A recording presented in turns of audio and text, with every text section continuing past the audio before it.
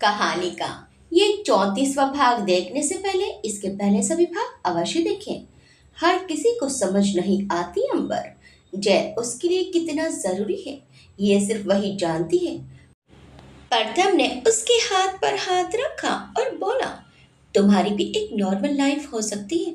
वो सुना है ना तुमने? ये समय भी गुजर जाएगा। दिस टू शैल पास। हमें बस थोड़ा सब्र रखना है। अंबर होले से मुस्कुराई।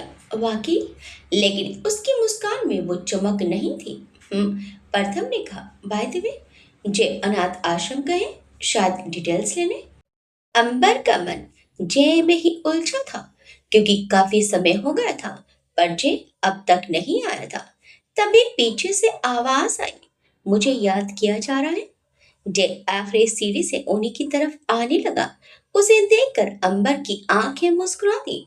जय के घने बड़े बालों में बारिश की छोटी छोटी बूंदें उलझी थी।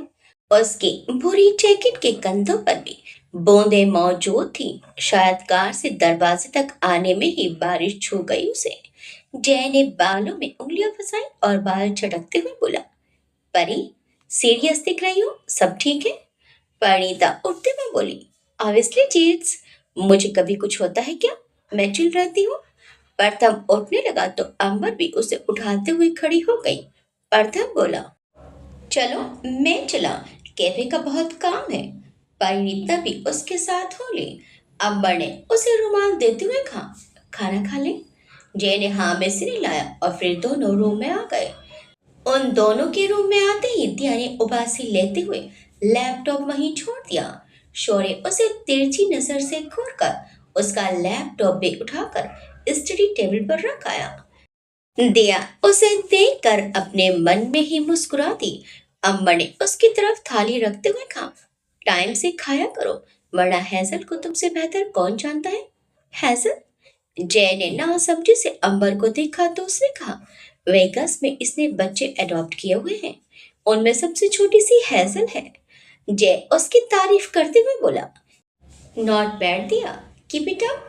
दिया ने जल्दी जल्दी नाम में सिर हिलाया और बोली, बस अपनी तारीफ सुनकर पेट नहीं भरना मुझे, बाहर जाकर खाऊंगी। वो बड़ी बड़ी आंखें करके थाली लेकर उठी। दरवाजे तक पहुंचकर वो अचानक ही रुकी और जरा सा मुड़कर बोली, शौर्य, तुम्हें भी तारीफ से पेट भरना है? नहीं ना, चलो। कहकर उसने शौर्य को घुरा तो वो तुरंत ही उसका इशारा समझकर अपनी थाली लेकर उसके साथ हो लिया। अंबर दोनों को अजीब नजरों से देखती रह गई। वो बोली, ये कब बड़ी होगी? इतना कहकर उसने जय को खाना परोसते हुए कहा, आप आश्रम गए थे अकेले? जय ने धीमे और शांत स्वर में कहा, अंबर ने पूछा, वहां कोई प्रॉब्लम तो नहीं है? अंबर का उसका कम बोलना अजीब लगा। जय ने उसकी आंखों में देखा और बोला, राघव का कॉल आया था। राघव का नाम सुनकर अंबर के चेहरे पर चिंता भरी लकीरें खिंच गई। जय ने आगे कहा, कुछ हफ्तों पहले संयुक्ता की डेथ हो गई। संयुक्ता पास्ट अवे। उसके इतना कहते ही अंबर जोर से खांस पड़ी। निवाला उसके गले में ही अटक गया। वो इतनी तेज तेज खांस रही थी कि उसकी आंखें तक लाल हो गई और वहां आंसू लबलबाने लगे। जय ने तुरंत ही उसकी पीठ थपथपाते हुए ग्लास उसके होंठों से लगाया। संयुक्ता की मौत की खबर से अंबर स्तब्ध रह गई। उसके गले से निवाला नीचे नहीं उतरा और वो जोर से खांस उठी। जय ने तुरंत ही उसकी पीठ पर हल्के से थपथपाते हुए ग्लास उसके होंठों से लगा दिया। उसकी आंखों में तुरंत ही आंसू लपलपा गए। लेकिन इन आंसू की वजह संयुक्ता का जाना था। वो जा चुकी थी हमेशा के लिए। अगले ही पल संयुक्ता से अपनी पहली से लेकर आखिरी मुलाकात तक के दृश्य अंबर की आंखों और जहन में चलचित्र की तरह घूम गए। उसने हौले से पलकें झपकी तो आंसू गाल पर आ लुढ़ गए। अंबर मुश्किल से बोली, राघव, राघव ठीक है? उसकी आवाज कुछ ज्यादा ही गहरी हो गई। वो पूछना चाहती थी कि संयुक्ता की आखिरी इच्छा राघव माना या नहीं। वो राघव से इस बारे में बात नहीं कर पाई थी, लेकिन उसके पीछे ये सब हो जाएगा, उसे इसका ख्याल तक नहीं आया। जय ने ग्लास रखा और बोला, राघव ने संयुक्ता को बच्चों के साथ रहने दिया या नहीं? यही जानना चाहती है ना आप? बड़ा ही अजीब इत्तेफाक था। संयुक्ता सूर्यवंशी भी अपनी उस 4 साल की बच्ची को छोड़कर चली गई, और इसी तरह संयुक्ता श्रीनिवास भी अपनी छोटी सी बच्ची लावण्य को छोड़ गई। अंबर ने हाँ में सिर हिला दिया तो जय ने कहा, हाँ बच्चे उनके साथ ही थे, लेकिन संयुक्ता ने उन्हें बताया नहीं कि वो उनकी माँ है। राघव ने कोशिश की, फिर भी संयुक्ता ने मना कर दिया। अंबर ने पूछा, बच्चे तो ठीक है ना? जय ने फोन निकाला और अंबर के सामने कर दिया और बोला, हफ्ते गुजर गए हैं प्रिंसेस। संयुक्ता बच्चों की यादों में धुंधली हो गई है।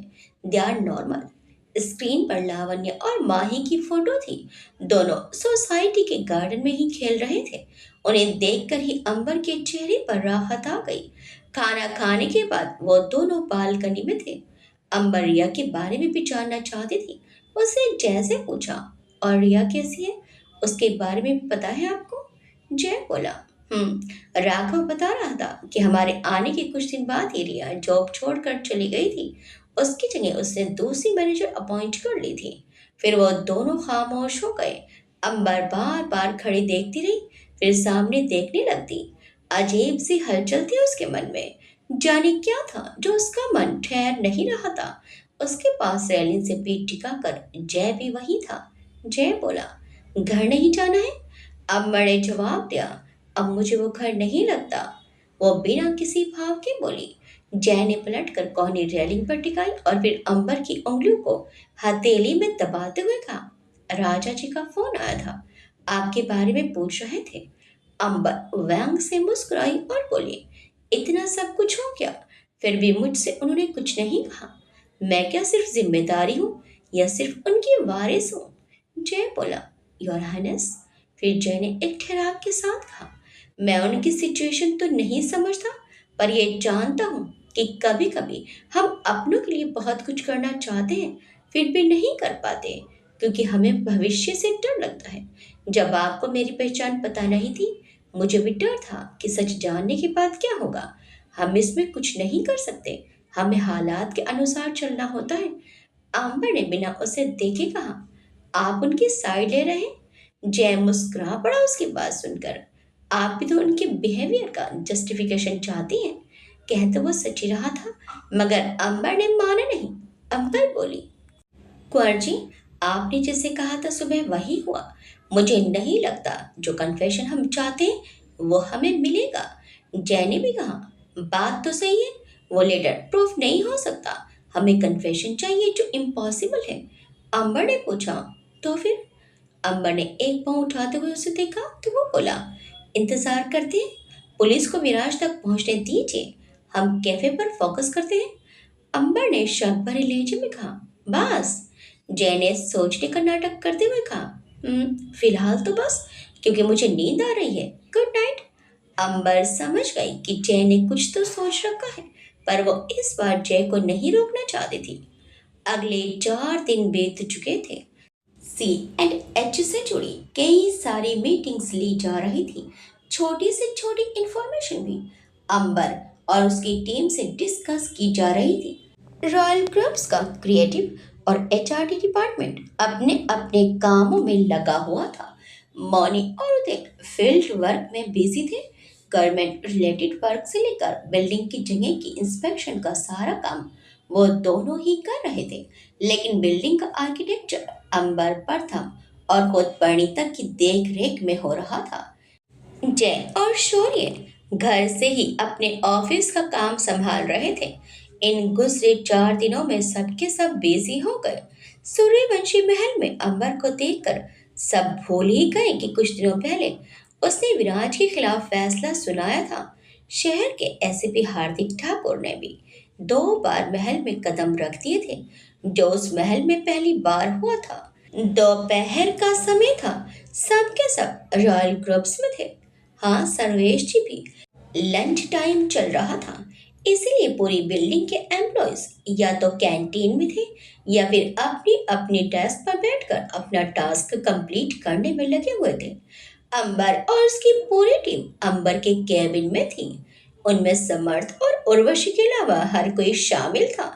उदय और प्रथम कैफे के 3D मॉडल के पास बैठे थे, जो बड़ी सी टेबल पर रखा था। इतना खूबसूरत स्ट्रक्चर एक कैफे के रूप में शायद ही पहले किसी ने बनाया हो। लड़के अपने स्ट्रक्चर को देखकर कुछ कुछ तो डिस्कस कर रहे थे। दिया ने बाहर देखते हुए कहा, बहन शाम हो गई क्या? मौनी, अंबर और परिणीता तीनों ने बड़े से शीशे के उस पार देखा। बाहर का मौसम देखकर लग रहा था शाम हो चुकी है। मौनी ने घड़ी देखकर कहा, 2:30 बजे है। सब काम में इतना बिजी थे कि अभी तक किसी ने लंच नहीं किया था। मुझे तो भूख लग रही है, कौन कौन खाएगा? परिणीता ने इंटरकॉम की तरफ हाथ बढ़ाया तो दिया ने एकदम से उसके हाथ पर मारा और बोली, ए रुको, चलो बाहर जाकर खाते हैं। मौनी ने सारे फैले कागजों को देखकर कहा, क्यों, ये काम कौन करेगा? प्लीज ना मदीना। दिया ने बिल्कुल बच्चों की तरह चेहरा आगे कर दिया। उसके मुंह से मदीना सुनकर प्रथम और दिया चौंक कर उसे देखने लगे। तेलुगु में भाभी को मदीना कहते हैं।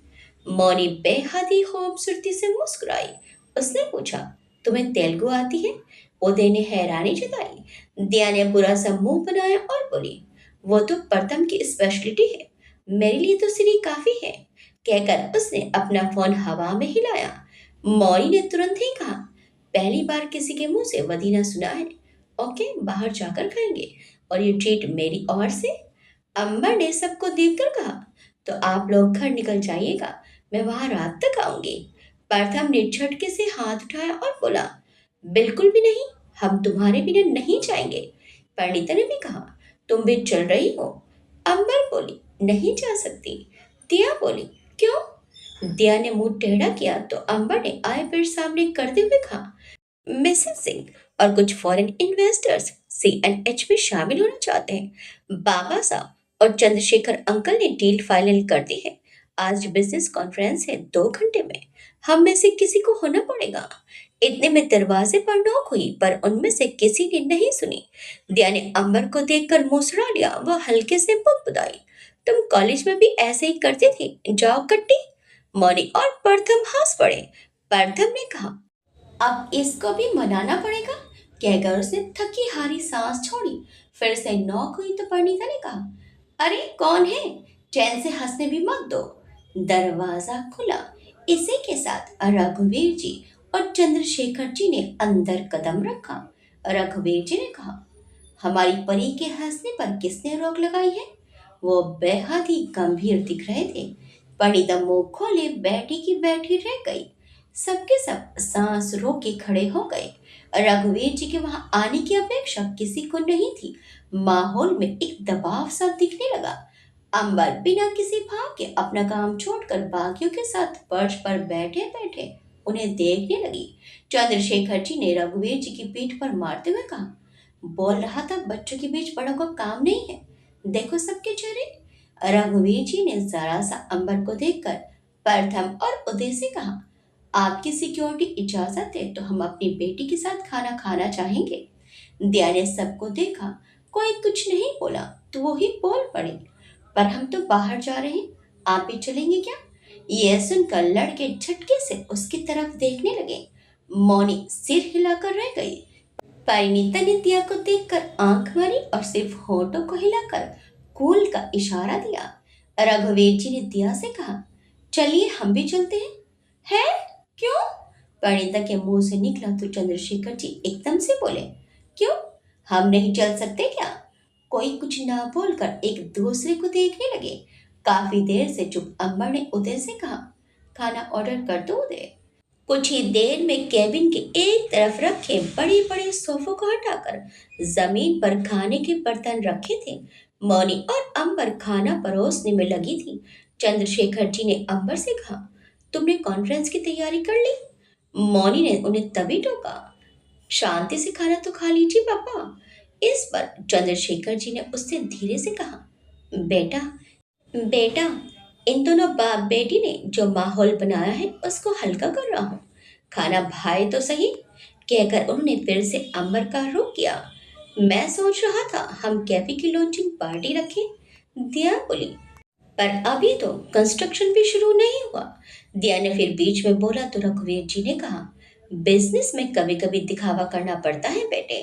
पिछले कुछ महीनों के उतार चढ़ाव के बाद अब सब कुछ ठीक है, ये सबको बताने के लिए ये पार्टी रख रहे हैं। और फिर पायसा कुछ नया शुरू कर रही है, नए लोग शामिल हुए हैं, संबंधों को मजबूत बनाना भी जरूरी है। अंबर बोली, भाई से के मिलने तक वेट कर सकते हैं। कहकर अंबर ने सिर उठाया और रघुवीर जी को देखा तो वो बोले, विराज को आपकी खुशियां खटकती हैं। इस पार्टी को मौका समझिए उनके मंसूबों को नाकाम करने का। अंबर बिना कुछ कहे फिर से खाना खाने लगी। सारे एक साथ बैठकर आराम से खाना खाने में लगे थे। अंबर ने सबको खाते हुए देखा और अचानक ही उसे कुछ याद आया। वो खाना खा चुकी थी। थाली आहिस्ता से परे रखकर उसने दूसरी प्लेट उठाई और उसमें खाना जमाया। सब उसी को देख रहे थे, लेकिन किसी का मन नहीं था उसे टोककर सवालात किए जाएं। अंबर उठकर केबिन से बाहर चली गई। अभिमन्यु का केबिन कॉरिडोर के अंत में था। उसके दरवाजे के बाहर खूबसूरती से मिस्टर चेयरमैन लिखा था। अम्मा ने शीशे से अंदर देखा तो वहां कोई नहीं था। वो अंदर गई और खाना रख कर बाहर आ गई। वो टहलते हुए बिल्डिंग के ओपन एरिया में आ गई। आर्टिफिशियल ग्रास के ऊपर सुंदर सुंदर ताजगी देते हुए बड़े बड़े पौधे गमलों में लगे हुए थे। वहां पर कई सारे बोर्ड्स थे जिन पर नो स्मोकिंग नो ड्रिंकिंग की चेतावनी चिपकी थी। शीशे के उस पार जयपुर शहर की छोटी बड़ी इमारतें दिख रही थी। पिंक पुरानी इमारतों से घिरा वो शहर लोगों के मन में बस जाता था।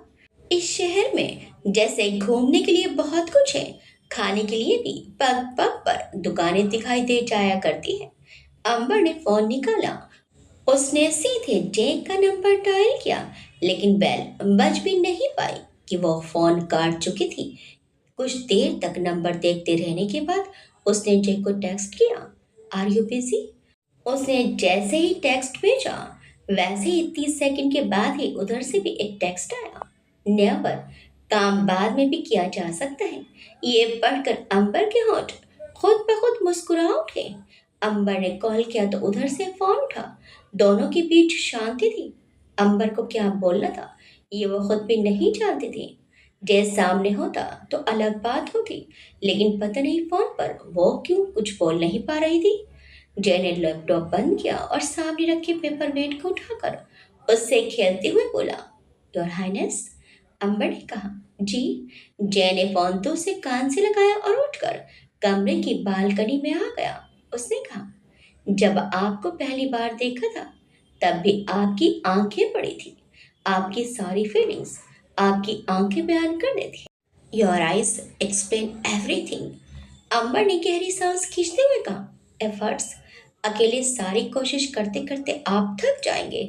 जय बोला, मुझ में बहुत स्टेमिना है। कहकर वो जरा सा हंस पड़ा और फिर गहरे शब्दों में बोला, आपको कुछ प्रूव करने की जरूरत नहीं है, क्योंकि वो लोग नहीं जानते कि आपके अंदर एक लड़की वो भी है जो अपने फ्लैट की बालकनी में जय से माफी मांग रही थी, जबकि आपकी गलती भी नहीं थी।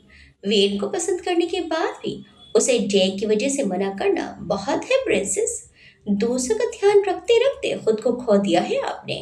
इन एफर्ट्स को कौन गिनेगा योर हाइनेस? पर इनमें आप कहाँ हैं कुंवर जी? शायद जय ने कल रात परिणीता और अंबर की बातें सुन ली थी।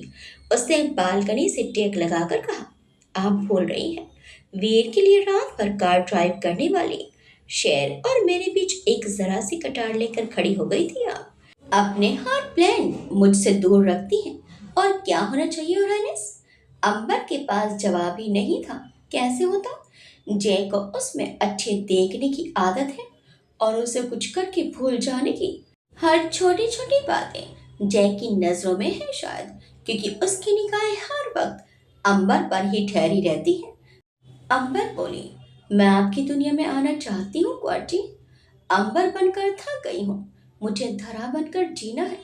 जय बोला, जानता हूँ।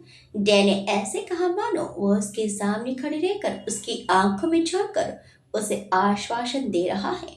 उसके शब्द अंबर के लिए मरहम से थे।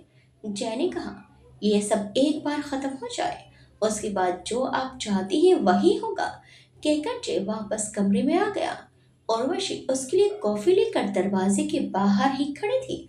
शायद उसने दस्तक दी, मगर जय सुन नहीं पाया। जय ने खड़ी देखते हुए कहा, कॉन्फ्रेंस शुरू होने वाली है, आपको जाना चाहिए। अंबर ने फोन रखा और वापस चली गई। इधर जय ने फोन रखते हुए दरवाजे की तरफ कदम बढ़ा दिए। उर्वशी सहमी हुई सी चौखट पर खड़ी थी। वैसे तो उर्वशी किसी से भी घबराती या डरती नहीं थी, लेकिन उसने अपने जीवन में इतने पावरफुल लोगों के बीच उठना बैठना भी नहीं किया था। वो इंडियन अमेरिकन लड़की बहुत ही साधारण थी। उसके चेहरे पर कुछ घावों ने निशान छोड़ दिए थे। आईब्रो पर छोटी सी चमचमाती बाली उसके चेहरे पर बेहद सजती थी। फिरोजी सी आंखें और वो घबराहट में मचलती सी पलकें जय को उर्वशी निकिता यानी निक्की की याद दिलाती थी। उसने पूछा, वहां क्यों खड़ी हो? उर्वशी बोली, मैं कॉफी लाई थी भाई, उसने अमेरिकन एक्सेंट में कहा। तो जय ने जवाब दिया, तुम्हें ये करने की जरूरत नहीं है उर्वशी, शौर्य को भेज देना था। उर्वशी बोली, नहीं ब्रो भाई, उसने संभलते हुए कहा। वो लैपटॉप और फाइल्स ला रहा था तो कॉफी मैं ले आई। उसके इतना कहते कहते ही शौर्य एक हाथ और मुंह में फाइल्स दबाए और दूसरे में लैपटॉप लेकर चला आया। शौर्य ने सामान फर्श पर पटका तो उसमें से कुछ तस्वीरें उड़कर फर्श पर आ गिरी। उर्वशी फोटो उठाने लगी। जय ने शौर्य को अजीब नजरों से देखा तो वो तुरंत ही बोल उठा, मैं काम से आया हूँ, मैं काम से आया हूँ। जय ने भी फोटो उठाते हुए कहा, क्या काम है? शौर्य ने जवाब दिया, अरे आपने ही तो बोला था ना, सर्वेश के सफेद और काले कलर की प्रॉपर्टी की डिटेल्स निकालो। तो वो निकाल कर लाया हूँ, डिटेल्स है सब, सफेद काला आप देख लीजिए। जय बोला, तुम्हें जयपुर घूमने नहीं बुलाया, काम पर ध्यान दो, कहकर जय ने उसे घुरा। इस पर शौर्य बोला, मैं तो कलर ब्लाइंड हूँ भाई, आप कर लीजिए काला सफेद। जय सख्त आवाज में बोला, छोटे। शौर्य जय को धमकी देकर बोला, मैं भाभी को कॉल कर दूंगा। शौर्य ने जीवन में पहली बार उसे धमकाने की कोशिश की। जय ने उसे घूरा और एक बाह उठाकर देखा तो शौर्य ने इतराते हुए कहा, चलिए चलिए मुंह मत बनाइए, नहीं करता कॉल। जय से झटक कर रह गया। उर्वशी उन फोटोज को देखते हुए दोनों भाइयों की नोकझोंक देखकर मुस्कुरा रही थी। शौर्य ने अपने लैपटॉप की स्क्रीन को कीबोर्ड से अलग किया। उसके बाद दो चार जगह टच करने के बाद स्क्रीन जय के आगे कर दी। कुछ फोटोज थे सामने। जय ने आईपैड ले लिया। शौर्य फोटोज के साथ कहने लगा, ये मल्टीप्लेक्स सूरत में है जो उन्होंने पहली बार सबसे छुप कर खरीदा होगा। ये वाली बिल्डिंग एंड ऑफ 90s में खरीदी थी, होने वाली भाभी के बर्थ से पहले। फिलहाल तो ये लीज पर दी हुई है, लेकिन इसी के साथ में एक और बिल्डिंग थी। पिछली बार जब साइक्लोन आया था केरल में, तब ऑलमोस्ट गिर ही गई। अब तो ये खाली जमीन जो साइड में दिख रही है वही बची है। दोनों बिल्डिंग साथ में बनी थी, एक गिर गई। इसके बाद गवर्नमेंट ने इसके भी गिराने के नोटिस जारी किए, क्योंकि वहां आसपास के लोगों को इससे खतरा हो सकता था। लेकिन पता नहीं कैसे अब भी जैसे कि तैसे खड़ी है। जय ने फोटो पर निगाह टिकाए हुए कहा, वहां कांटेक्ट करके पूछो कि अब तक गिराई क्यों नहीं। शौर्य बोला, किया ना भाई साहब मैंने, कहकर उसने आईपैड पर सरकारी सील की रिपोर्ट दिखाते हुए कहा, देखिए रिपोर्ट की कॉपी। लिखा है कि दोनों बिल्डिंग बनी भले ही साथ में थी, लेकिन दोनों का स्ट्रक्चर और मॉडल डिफरेंट है। सरकार ने इसकी मेंटेनेंस चेकअप करने के बाद अपने ऑर्डर रद्द कर दिए। जय ने एक और बार स्क्रीन स्वाइप की तो सामने एक और सुंदर सी बिल्डिंग नजर आई। शौर्य ने कहा, यह बिल्डिंग एक्चुअली ये तो मुझे भी पसंद है। ये सर्वेश जी की फोटो गैलरी है। हाँ, लेकिन चलती किसी एनजीओ के नाम से है। एज पर द डिटेल्स ये इंडिया की जानी मानी फोटो गैलरी है। हाँ, मतलब फोटो का शौक कम है ना भारत में, तो जितनों को है वो सब इस गैलरी को जुबानी पहचानते हैं। इतने में ही उर्वशी ने फोटो आगे करके पूछ लिया। उसने कहा, ये तुम कहाँ से लाए? शौर्य ने फोटो पर नजर मारी और फिर फीकेपन से कहा, अरे वो मैं इस फोटो गैलरी के सैंपल्स फोटोज लाया हूँ। तो ये भी एक सैंपल फोटो है? उर्वशी ने पूछा, ये सेल के लिए है? शौर्य ने हाँ में सिर हिलाया। इसके बाद उर्वशी कुछ नहीं बोली तो जय को कुछ खटका। उसने पूछा, क्या हुआ? उर्वशी एक टक फोटो देखती रह गई। वो बोली, ये फोटो मेरे डैड ने क्लिक की थी, ये कैसे पॉसिबल है? व्हाट? शौर्य के मुंह से निकला। शौर्य और जय ने हैरानी से उसे देखा। जय ने शौर्य से कहा, यह सैंपल कहाँ मिला तुम्हें? शौर्य बोला, भाई साहब ये सारी इंफॉर्मेशन प्राइवेट है। टॉप बायर में से एक था ना, उसी ने खरीदी थी ये। फिर उसने उर्वशी से कहा, आपको पूरा यकीन है ये आपके डैड ने ही खींची है? एक से बहुत सारे फोटोज होते हैं। उर्वशी कई बार नाम में सिर हिला गई। उसने कहा, मुझे अच्छे से याद है शौर्य, ये मेरे डैड ने क्लिक की थी। मैं हाई स्कूल में थी जब फोटोग्राफी की कंपटीशन में $10,000 अमाउंट एज ए प्राइज मिलने वाला था। लोन पे ऑफ करना था हमें और ये इंस्टॉलमेंट हो जाती। हम दोनों स्पेशली इंडिया आए थे। मिजोरम के एक छोटे से गांव की फोटो है ये। तुम चाहो तो मैं तुम्हें लोकेशन बता सकती हूँ। जय ने कहा, पर ये एग्जीबिशन में कैसे आई? सेल कर दी थी तुमने? उर्वशी बोली, नहीं भाई, हम दिल्ली में थे तो हमने सोचा डेवलप करवा लेते हैं फोटोज। डैड का कैमरा 90s वाला था। हमने बड़े से स्टूडियो में बात की, लेकिन उन लोगों का कहना था कि हमारी रील मिसप्लेस हो गई उनसे। हमने कंप्लेन भी फाइल करने का बोला, लेकिन हम फॉरनर्स थे इसलिए हम ज़्यादा कुछ कर नहीं पाए। शौर्य को अब भी विश्वास नहीं हो रहा था। उसने पूछा, स्टूडियो का नाम याद है ना आपको? उर्वशी बोली, हाँ, उस स्टूडियो का नाम कैंडिडेट था। वो साउथ दिल्ली में है। उर्वशी को याद था और जिस आत्मविश्वास से वो दावा कर रही थी, ये वाकई लगता था कि फोटो उसके डैड ने ही खींची है। कमरे में चुप्पी फैल गई। शौर्य आईपैड पर स्टूडियो सर्च करने लगा।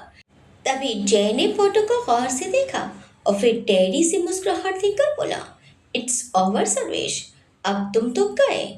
इधर अंबर की कॉन्फ्रेंस चल रही थी जिसे जय, शौर्य, उर्वशी और शाम को जयपुर आ चुके अयान लाइव देख रहे थे। जय ने अयान को जरूर किसी काम से बुलाया होगा। सुष्मिता जी फ्रूट सैलेड के 4 बॉक्स लेकर चली आई। उन्होंने टीवी पर नजर मारते हुए कहा, भूखे पेट काम करते हैं आप सब, ये अच्छी बात नहीं है। अयान ने कटोरा उठाया और बोला, कहा आंटी, जब से आया हूँ आप कुछ ना कुछ खिला रही नहीं हो। सुष्मिता जी बोली, पतले होने से अच्छा है जी भर के खाना। अभी तुम सब उदय को देखो, इतना खिलाती हूँ उसे फिर भी वो सूखा है। उन्होंने स्क्रीन पर अंबर के पीछे खड़े उदय की तरफ इशारा किया। यह सुनकर उर्वशी मुस्कुराई और बोली, अयान सही कह रहे हैं आंटी, और वैसे उदय दुबले पतले नहीं फिट है, देखिए। स्क्रीन पर कुछ अंग्रेज से दिखने वाले लोगों के साथ अंबर, रघुवीर जी, निर्मला जी, दया और प्रथम दिखाई पड़ रहे थे, क्योंकि वे इस प्रोजेक्ट में सबसे बड़े इन्वेस्टर्स के रूप में दुनिया के सामने आए थे। तभी जय ने कहा, अयान, उस फोटो का क्या हुआ? अयान ने कहा, भाई, वाचे को कॉल तो किया था मैंने, पर वो ऑफिस में थी तो बात नहीं हो पाई। शायद उसने मेरा काम कर दिया है। शौर्य और उर्वशी ने उन दोनों को अजीब नजरों से देखा। शौर्य इशारे से उर्वशी से कहने लगा, क्या हो रहा है ये? तो उर्वशी ने अपने होंठ दबाते हुए नहीं पता का इशारा किया। शौर्य मुंह बनाकर बोला, ये कौन सी प्लानिंग है जिसमें मैं शामिल नहीं हूँ? वो नाराज दिख रहा था। अयान ने उसकी पीठ थपथपाई और बोला, बच्चों को हर बात नहीं बताते। शौर्य चिढ़कर बोला, भाई साहब। उसने घुरा तो जय ने सुष्मिता आंटी से कहा, आंटी, आप कभी फोटो एग्जीबिशन में गई हैं? सुष्मिता जी ने बड़े आराम से कहा, जिसको एबीसीडी नहीं आती उससे किताब लिखवाने की बात कर रहे हैं आप? जयवीर, फोटोज का मुझे कोई ज्ञान नहीं है।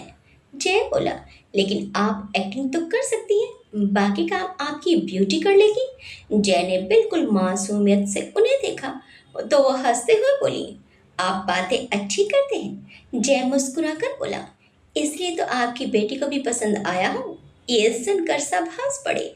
जय ने सहजता से कहा, आंटी, आपको एक फोटो खरीदने के लिए सर्वेश सूर्यवंशी के एग्जीबिशन में जाना होगा। सुष्मिता जी असमंजस से बोली, मतलब? सबका ध्यान टीवी से हटकर जय की तरफ आया। जय ने शौर्य को आईपैड दिखाने को कहा। उसके बाद स्क्रीन पर कुछ फोटोज दिखाने के बाद जय ने कहना शुरू किया, आंटी, ये मिस्टर सर्वेश की फोटो गैलरी है, इल्लीगल। मुझे लगता है जैसे उर्वशी के डेट के फोटोज किसी और के नाम पर बेचे गए हैं। ज़्यादातर वैसे ही प्रोजेक्ट्स किए होंगे सर्वेश ने। सुष्मिता जी ने गौर से देखा और फिर बोली, आप मुझसे क्या चाहते हैं? जय ने फोटो दिखाते हुए कहा, मेरी बहन पाच्या मुंबई में रहती है। वाच्या लैंडस्केप फोटोग्राफी करती थी। उसके बहुत सारे यूनिक फोटोज अब भी अनसीन हैं। मैंने उनमें से एक पीस गैलरी तक पहुंचा दिया है। आपको जाकर वही पीस खरीदना है। शौर्य ने पूछा, क्यों? शौर्य ने हैरानी से देखते हुए कहा तो जय बोला, क्योंकि मुझे सर्वेश का सब कुछ उससे छीनना है। लेकर और इल्लीगल। दो पल के लिए वहां खामोशी पसर गई। सबके मन में एक सवाल था कि सब कुछ जानने के बाद भी जय ये सब क्यों कर रहा है। जब विराज की साजिशें थी तो खामियाजा सर्वेश जी को क्यों? इसका कारण ये था कि विराज से लेटर जय ने लिखवा है और विराज इन सब के पीछे नहीं है। ये अब तक इनमें से किसी को नहीं पता था। सुष्मिता जी ने आखिर पूछ लिया, जयवीर, आप ये क्यों करना चाहते हैं? जय बोला, आप जान जाएंगे आंटी। वो जवाब नहीं देना चाहता था। अयान ने पूछा, पर आंटी को तो सर्वेश पहचानते ही होंगे। आप किसी और को क्यों नहीं भेजते? ये सुनते ही सुष्मिता जी ने सहमति जताई। अयान सही है, आप मुझे ही क्यों भेज रहे हैं? जय बोला, क्योंकि मैं या हम में से और कोई नहीं जा सकता। और आप फिक्र मत कीजिए, आप जाएंगी तो भी किसी को पता नहीं चलेगा। जब तक आप वहां होंगी शौर्य सिक्योरिटी जोन को कंट्रोल करता रहेगा।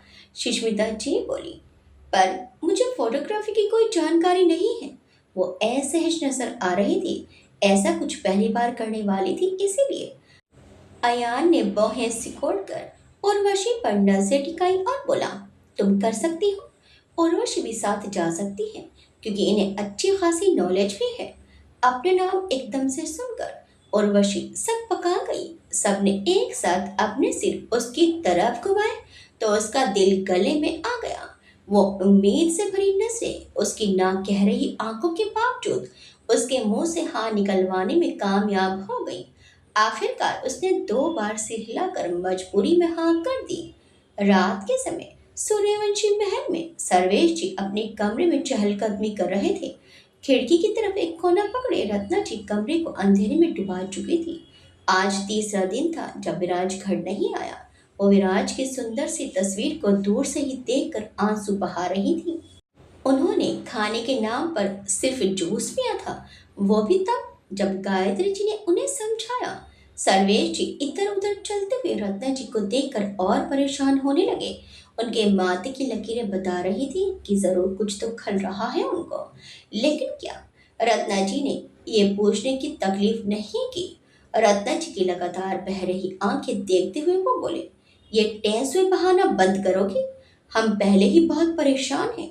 रत्ना जी ने उन्हें जला देने वाली नजरों से देखा और बोली, क्या करूं, आप परेशान है तो? अपना एक बेटा नहीं ढूंढा जा रहा आपसे और यहाँ मुझ पर गुस्सा कर रहे हैं? ये सब आपकी गलती है। हमारी गलती? वो हैरानी से बोले, तुम्हारे बेटे को वो चिट्ठी लिखने का हमने नहीं कहा था रत्ना? जाने क्या भूत सवार था उन पर? रत्ना जी चीखी, सब आपकी गलती है सर्वेश। जो आपके पास था वो तो आपने बर्बाद कर दिया और फिर मेरे बेटे को छीनने की सलाह देते रहते थे आप। आपने उसे इस हद तक मजबूर कर दिया कि वो ऐसे रास्ते पर चल पड़ा जहां से वो चाहकर भी लौट नहीं पा रहा है। ये सब आपकी वजह से हो रहा है।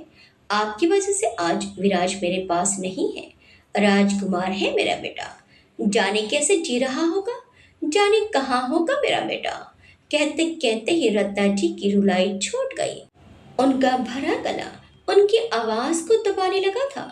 सर्वेश जी की आंखें बंद हो गई। खुश मिजाज विराज, जिसने आज तक अंबर के बारे में गलत सुना तक नहीं, उसके पीछे बाईसा ने पुलिस लगा दी। सर्वेश जी का खून खोल गया। उन्होंने चिढ़ते हुए आंखें खोली और बोले, ये बाईसा नाम का कांटा हमें सालों से चुभ रहा है। जी करता है निकाल फेंके। सर्वेश, रत्ना जी ने चेताया, जो विराज कर चुका है वो गलती आप मत दोहराइएगा। फिर वो अपने आंसू पोंछते हुए बोली, बस मेरी बेटी को ले आइए प्लीज सर्वेश। सर्वेश जी बोले, एक तो तुम्हारा बेटा, ऊपर से ये नोटिस। कौन सा मनोसाया हमारे पीछे लगा है? वो मन ही मन उस घड़ी को कोसने लगे जब विराज वो चिट्ठी छोड़कर गया था। रत्ना जी ने कहा, कैसा नोटिस सर्वेश? सर्वेश जी ने फोन आगे करके कहा, है एक, सरकार ने हमारी केरल की इमारत उड़वाने का नोटिस भेजा है। साथ में सरकार चाहती है कि इसमें रहने वाले लोगों को घर और दे दें। पैसे क्या इस सरकार के बाप के हैं? 100 परिवार रहते हैं इस बिल्डिंग में। मजाक है सबको घर देना। हमने यहाँ कोई जन सेवा खोल रखी है क्या? रत्ना जी बोली। आप भाई साहब से बात करके देखिए ना। रत्ना जी ने समझाया तो सर्वेश जी खसिया कर हंसते हुए बोले, तुम्हारे भाई साहब से छुप कर बनाई है कुछ प्रॉपर्टी, वरना उनका बस चले तो हमारे हिस्से की सांस भी उस लड़की अंबर के नाम लिखवा दें। तभी सर्वेश जी का फोन बजा और रत्ना जी कुछ कहते कहते रुक गई। फोन एक बार बज कर रह गया, लेकिन सर्वेश जी गुस्से में आंखों से आग उगलते हुए टस से मस ना हुए। फोन फिर से बजा। रत्ना जी टेबल की तरफ देखती रही। सर्वेश जी ने फोन उठाया और दीवार पर मारने को हुए। तभी स्क्रीन पर नाम देखकर वो रुक गए। उन्होंने फोन उठाया और कान पर लगाया। सामने से कोई पूरी तरह हड़बड़ाया हुआ था। उसने तेज तेज सांस लेते हुए कहा, सर, आपके मल्टीप्लेक्स में आग लग गई। सब कुछ चल रहा है सर, जल्दी आ जाइए। आदमी की आंखों में चलती हुई ऊंची ऊंची लपटें दिखाई पड़ रही थी। फायर ब्रिगेड के ना होने पर भी वहां एक कुछ एक बचे वर्कर पाइप से आग बुझा रहे थे, लेकिन उस आग को रत्ती भर भी फर्क ना पड़ा। उसकी आसमान छूती लपटें और राख में लगभग मिल चुका मल्टीप्लेक्स कुछ ही मिनटों में तबाह हो जाने वाला था। सर्वेश जी घबरा कर बोले, क्या बकवास है? क्या कह रहे हो? सर्वेश जी के पैरों तले जमीन सरक गई। ऐसा लग रहा था। वो आदमी बोला, सर मैं सच कह रहा हूँ, आप जल्दी आइए। आदमी कहकर आग बुझाने के डायरेक्शन देखने लगा। सर्वेश जी फोन से आग की आवाज और गिरते हुए मलबे की आवाज सुन रहे थे। कोई उससे सब कुछ छीनने पर उतारू हो चुका था। सर्वेश जी ने फोन चौंका तो कान से लगाया और हड़बड़ाते हुए बाहर को भाग गए। रत्ना जी को कुछ समझ नहीं आया। सर्वेश जी कॉरिडोर को हवा की तेजी से लांघते हुए हॉल से होकर गुजरे। अभिमन्यु हॉल में ही बैठा था। वो उन्हें देखता ही रह गया। अंबर और दिया ठंड में बालकनी में खड़े थे। अचानक ही सर्वेश जी और उनकी कार की रफ्तार देखकर वो दोनों भी सोचते ही रह गए। दिया ने अजीब सा चेहरा बनाया और बोली, इस महल में कोई नॉर्मल क्यों नहीं है यार? हर किसी पर भूत सवार रहता है। अंबर मुस्कुराई और बोली, ये कुंवर जी की हरकत लगती है। उसने जाते हुए सर्वेश जी को देखा और सिर झटक दिया। दिया ने जरा नाराजगी से कहा, मुझे भी यही लगता है। ये शौर्य मुझसे बातें छुपाने लगा है। इसको तो कल जाकर देखती हूँ। अंबर ने अपने हाथ जैकेट में डाले और बोली, मुझे याद नहीं थी तुम्हें फ्लर्टिंग पसंद हो। क्यों पड़ी रहती हो उनके पीछे? अब वाकई दिया को ऐसी हरकतें पसंद नहीं थी। वेगस में उस गेम जोन में भी उस अंग्रेज से गले तक नहीं मिल रही थी वो, और यहाँ शौर्य को तंग करने का एक मौका नहीं छोड़ती। दिया ने मुस्कुराकर कहा, बिकॉज ही इज क्यूट।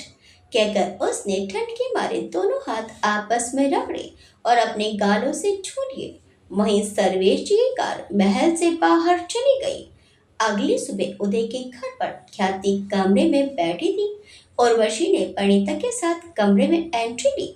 कल की प्लानिंग के चक्कर में ख्याति को खाना देना भूल गए वो सब। उर्वशी के हाथ में प्लेट थी जिसमें खाना परोस कर लाया गया था। परिणीता ने ख्याति को देखा तो उसका मूड फिर से खराब हो गया। उसे अच्छे से याद है इस लड़की की वजह से अंबर कितनी बार मरते मरते रह गई, और उस परवीन ने प्रथम की जो हालत की वो भी कैसे भूल सकते हैं। इसी लड़की के कारण वो परवीन उसे छूने की घिनौनी कोशिश कर रहा था। परिणीता की उंगलियां कस गई। उसने उर्वशी से कहा, इसके खाने में जहर मिला दो। उर्वशी ने एक बार थाली को देखा और फिर परिणीता को देखा।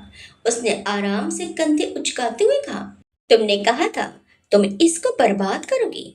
ऐसे मारने में मजा आ जाएगा क्या? परिणीता अपनी मजबूरी पर चढ़ उठी। अपने बालों में उंगलियां फंसाकर उसने बाल ठीक किए और फिर एकदम से ख्याति की तरफ आई। ख्याति पलंग पर चुपचाप बैठी थी। तभी परिणीता ने उसके बाल पकड़े और उसका सिर ऊपर किया।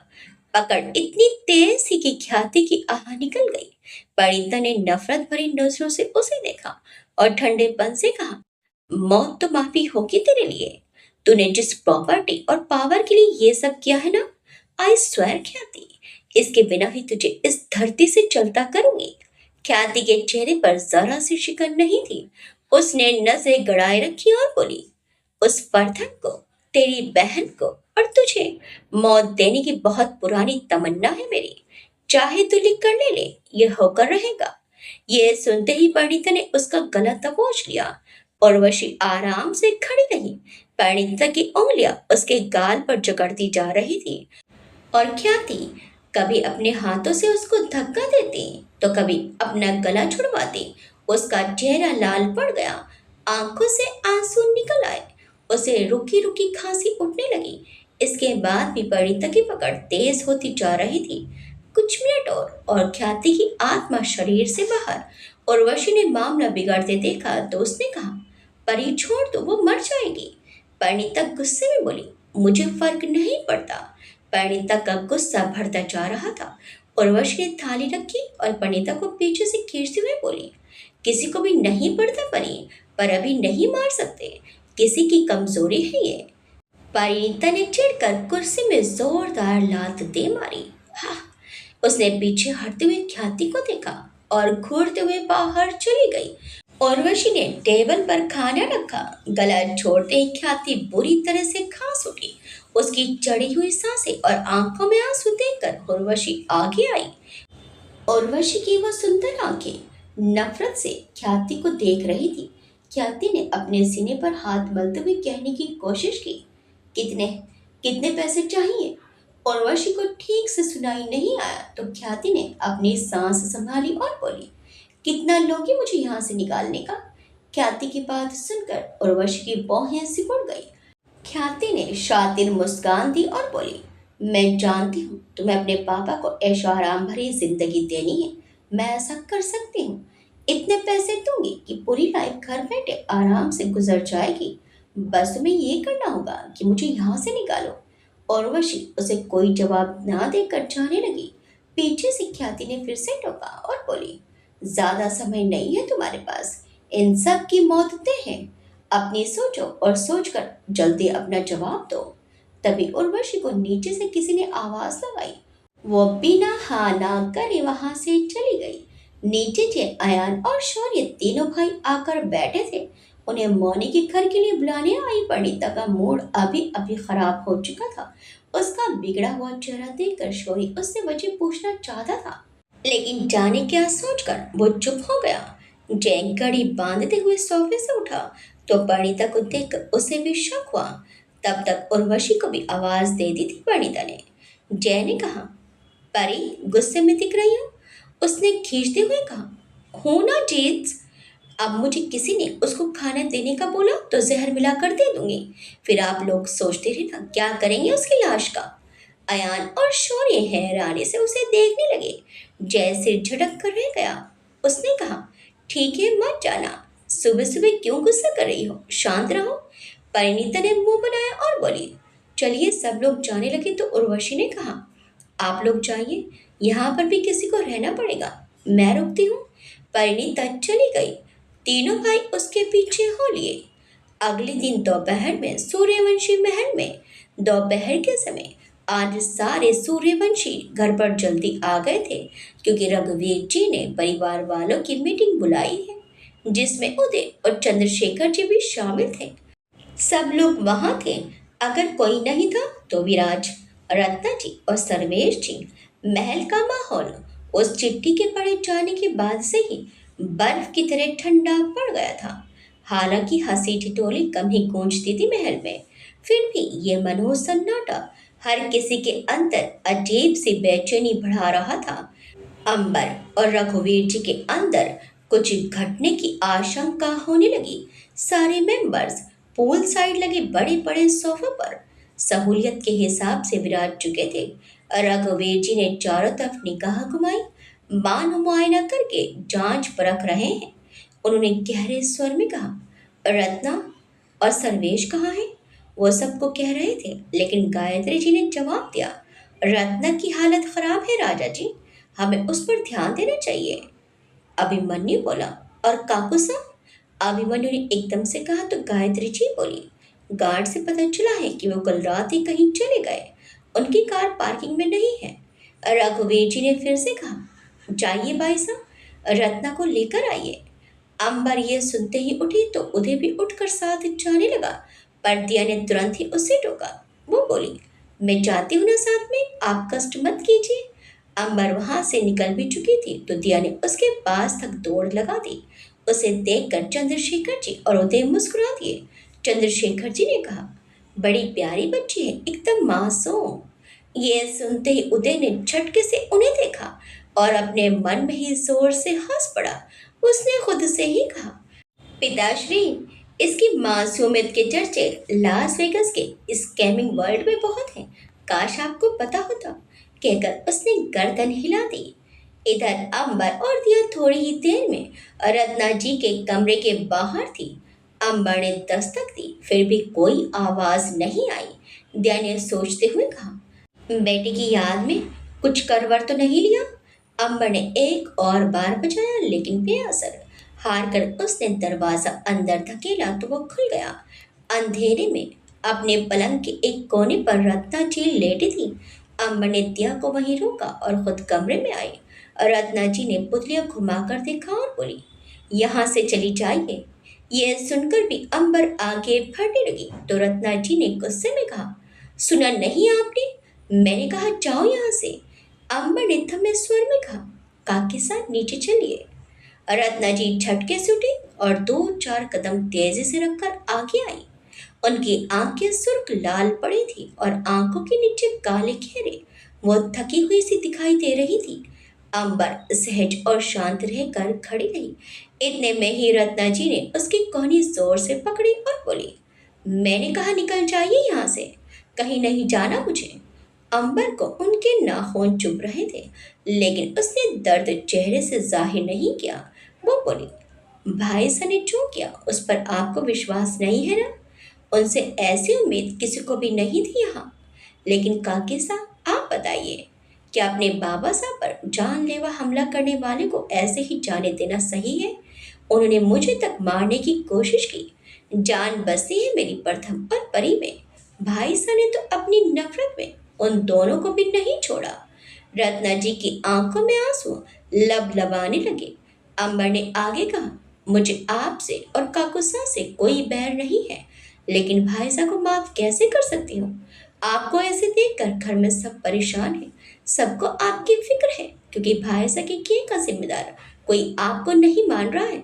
इनफैक्ट किसी के मन में आपके लिए जरा सा मैल नहीं है। रत्ना जी ने आंसू से भीगी पलकें उठाई।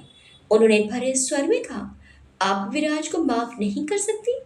अंबर की आंखें ये सुनकर सख्त हो गई। उसने रौबदार आवाज में कहा, काकी साहब, आपका इंतजार हो रहा है, चलिए। रत्ना जी उसे खड़ी खड़ी देखती रह गई। उनकी आंखें, वो बहुत कुछ कहना चाहती थी, लेकिन राजकुमारी का आदेश अटल था। कुछ ही देर में रत्ना जी भी सबके बीच आ गई। दिया अपनी जगह पर ना बैठकर जहां उदय खड़ा था वहां जाकर खड़ी हो गई। उसने बारी बारी सबके चेहरे को देखा और फिर बेफिक्री से सिर हिलाकर रह गई। रघुवीर जी ने गायत्री जी को देखा, जो एकटक रत्ना जी को देखते हुए किसी सोच में गुम थी। रघुवीर जी ने कहा, देखिए रत्ना, हम समझते हैं कि विराट के खिलाफ हमारे फैसले कहीं न कहीं आपकी तकलीफों का कारण बन रहे हैं, मगर आप विराज को माँ की नज़रों से देखने के बजाय सही गलत के दायरे में रखकर देखिए। हमें विश्वास है आपको हमारे यह बायस के फैसलों में न्याय नजर आएगा। रत्ना जी ने मरी आवाज में कहा, जी भाई साहब। इतने में ही गायत्री जी ने सबका ध्यान अपनी ओर खींचा। राजा जी, सबको एक साथ यहाँ इकट्ठे करने की कोई खास वजह? हालांकि ये संभव हो सकता है कि गायत्री जी पहले से यहाँ आने का कारण जानती हूँ। रघुवीर जी ने कहा, हम्म, व्यापार के हालात देखकर हमने सोचा कि वे सभी जो हमारी अनुपस्थिति में रॉयल ग्रुप से दूरी बनाने लगे हैं, उन्हें फिर से अपने साथ जोड़ा जाए। इसलिए कल हम यहाँ एक कार्यक्रम का आयोजन चाहते हैं। अभिमन्यु ने एकदम से कहा, पार्टी? इस पर चंद्रशेखर जी बोले, हाँ बेटे, पार्टी, ग्रैंड पार्टी। बाईसा अपना नया प्रोजेक्ट शुरू कर रही है, तो एक पार्टी तो रखनी ही पड़ेगी। उदय बोला, पार्टी कल ही रखनी है? उदय ने कहा तो रघुवीर जी बोले, जी हाँ, फॉरेन इन्वेस्टर्स हमसे डील साइन करने आए थे, लेकिन अब हम चाहते हैं कि वो पार्टी में भी शामिल हों। अंबर सब कुछ चुपचाप सुन रही थी। उदय के बगल में खड़ी दिया आंखें गड़ा कर समझने की कोशिश कर रही थी कि आखिर उनके भीतर चल क्या रहा है। रत्ना जी चुप रही। विराज का आज यहाँ ना होना खटक रहा था उन्हें, जो लाजमी था। इतने में ही चंद्रशेखर जी के फोन पर वाइब्रेशन हुआ। उन्होंने चेक किया तो उनके चेहरे पर कुछ गहरे गंभीर भाव घेर आए। उन्होंने आहिस्ता से रघुवीर जी के कान में कुछ कहा तो रघुवीर जी उठते हुए बोले, कार्यक्रम का आयोजन आप सभी बेहतर ही करेंगे, इसकी हमें पूरी उम्मीद है। उदय, आप गेस्ट को इनविटेशन भेज दीजिए और प्रेस मीडिया भी आपकी जिम्मेदारी है। उदय ने सिर हिलाते हुए कहा, जी अंकल, मैं संभाल लूंगा। वो जाने के हुए ही कि दिया ने कहा, पर अंकल। अंबर समझ गई कि अब कुछ अजीब सुनने को मिलेगा। रघुवीर जी रुक कर उसे देखने लगे तो वो बोली, मैं आपकी पार्टी होस्ट कर सकती हूँ ना? क्यों? अभिमन्यु ने तुरंत ही कहा। गायत्री जी ने उसे अजीब नजरों से देखा और फिर कहा, गेस्ट हैं आप इस घर में? दिया बोली, नहीं आंटी, मैं गेस्ट थोड़ी हूँ। कहकर उसने रघुवीर जी को देखा और बोली, जब आप कॉलेज आए थे तो आपने मुझसे कहा था कि मैं भी आपके लिए अंबर की तरह हूँ। इसका मतलब गेस्ट तो बिल्कुल भी नहीं हूँ मैं। रघुवीर जी उसकी बात सुनकर हल्के से मुस्कुरा गए। उन्होंने उसके सिर पर हाथ रखा और फिर चंद्रशेखर जी के साथ आगे बढ़ गए। शाम हो चुकी थी और सूर्यवंशी महल के विस्तार में पहले गार्डन में तैयारियों की शुरुआत दिखाई दे रही थी। हालांकि महल का एक हिस्सा ही पार्टी के लिए घेरा गया था, जो कि अपने आप में ही बहुत बड़ा था। हल्की गुलाबी ठंड में अंबर और दिया गार्डन में तैयारियां देखने में लगे थे। हालांकि गार्ड्स और टॉप इवेंट प्लानर्स के होते हुए अंबर की वहां जरूरत ना के बराबर थी, लेकिन जाने क्यों अंबर सुरक्षा व्यवस्था को लेकर काफी चिंतित थी। उसका मन अशांत था। उसे किसी अनजाने खतरे का आभास हो रहा था। उसके मन में उथल पुथल मची हुई थी, पर वो किसी से भी कुछ कहकर सबको चिंता में नहीं डालना चाहती थी। अगर वो जय के सामने आई तो जय उसके मन के भाव पढ़ लेगा। तभी दिया अपना आईपैड लेकर उसकी तरफ आई। उसके कानों में एयरबड्स लगे थे। उसने अंबर को कोहनी मारी तो उसका ध्यान टूट गया। दिया ने आईपैड आगे करते हुए कहा, तुमने जैसे कहा था, सीसीटीवी का कंट्रोल मेरे पास है। अब कोई कैमरा से छेड़छाड़ नहीं कर पाएगा। अगर इसके बाद भी किसी को होशियारी दिखानी हुई तो हमें पता चल जाएगा। अंबर ने चारों तरफ देखा और बोली, ड्रोन्स? दिया ने कहा, या राइट, ड्रोन्स। इवेंट प्लानर को बोल दिया है कि सारे ड्रोन्स मेरे चेक करने के बाद ही इस्तेमाल होंगे। वो आगे बढ़ी, लेकिन अचानक उसे कुछ याद आया। वो बोली, ओ हाँ, जीजू तुम्हें फोन कर रहे थे, कहाँ है तुम्हारा फोन? अंबर ने जेब से फोन निकाला तो वो डिस्चार्ज हुआ पड़ा था। दिया ने कहा, उन्होंने कहा कि ऐसा कुछ अर्जेंट नहीं है, लेकिन वो रात को बाहर ही मिलेगी हमें पिक करने के लिए। अंबर ने असमंजस से पूछा, क्यों? दिया ने लापरवाही से हाथ हवा में उठाकर पता नहीं का इशारा कर दिया। अंबर बोली, मैं रूम में जा रही हूँ। बोलते हुए वहां से निकल गई। महल के कॉरिडोर में चलते चलते अचानक ही उसे सर्वेश जी का कमरा दिख गया। उसे पता था रत्ना जी नीचे गायत्री जी के साथ है। उसने एकदम कॉरिडोर से नीचे झांका तो वहां कोई नहीं था। हो सकता है सब हॉल में हो या महल के दूसरे एरिया में। वह सधे कदमों से कमरे में आई। अंधेरा तो था ही, साथ में कई दिनों से जैसा का तैसा ही पड़ा हुआ था कमरा। टूटा फूटा गिलास, बिखरा पोट और बिस्तर पर आड़ी तिरछी चादर। लग ही नहीं रहा था कि वो महल के खूबसूरत कमरों में से एक है। सामने ही सर्वेश जी, रत्ना जी और एक 7 साल के बच्चे की तस्वीर थी। तस्वीर इतनी बड़ी थी कि पूरी दीवार ढक जाए। तस्वीर के कोनों पर एलईडी लाइट से डेकोरेशन हो रखी थी। तस्वीर में वो बच्चा विराज था, मासूम सा सुनहरी बालों वाला लड़का। अंबर कुछ और अंदर आई तो वहां भी एक वार्डरोब था। उसके जितना बड़ा तो नहीं, मगर था जरूर। उस और 2 कदम रखते ही वो किसी चीज से टकरा गई। उसके मुंह से आवाज निकलने से पहले ही उसने होंठ आपस में भींच लिए। अंधेरे में उसे कुछ भी नजर नहीं आ रहा था। उसने अपना फोन निकाला, लेकिन वो तो पहले से बंद था। उसने वार्डरोब खोला। बेहद छोटा सा कमरा था वो भी। वहां अलमारियां बनी हुई थी। अंबर अंदर जाने को ही तभी कुछ जोर से चमका और वो गौर से देखने लगी तो वो अंगूठी थी। उसने वो वहीं छोड़ी तो अचानक ही उसे कुछ याद आया। सफाया ब्रेसलेट। वह जल्दी से वार्डरोब में एक्सेसरीज की तरफ गई। वहां रत्ना जी और सर्वेश जी के कीमती रत्न रखे थे। अंबर बिना कुछ सामान हिलाए वही ब्रेसलेट देख रही थी। तभी रत्ना जी के गहनों के बीच से तेज तीखी लाल रोशनी उसकी आंखों पर पड़ी। ब्रेसलेट वहीं था। अचानक ही उसे किसी के कदमों की आवाज आई। उसने अलमारी जल्दी से बंद की और बाहर आई। चलने की आवाज नजदीक होती जा रही थी।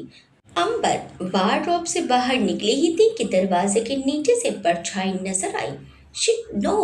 वो तुरंत दो चार डग यहाँ वहां रखकर बालकनी में आ गई। आगे क्या होगा? कहीं अंबर को रत्ना जी अपने कमरे में पकड़ तो नहीं लेंगी? और रत्ना जी आखिर इतनी शांत क्यों है? क्या ये शांति किसी बड़े तूफान की तरफ इशारा तो नहीं कर रही? क्या ख्याति वहां से भागने में कामयाब हो पाएगी? क्या रत्ना जी कुछ बड़ी प्लानिंग कर रही है? देखिए इस कहानी के अगले भाग में। आपको ये कहानी कैसी लगी हम कमेंट्स करके जरूर बताइएगा। वीडियो अच्छी लगी तो वीडियो को लाइक शेयर सब्सक्राइब करना मत भूलिएगा। मिलते हैं इस कहानी के अगले भाग में। Till then bye bye.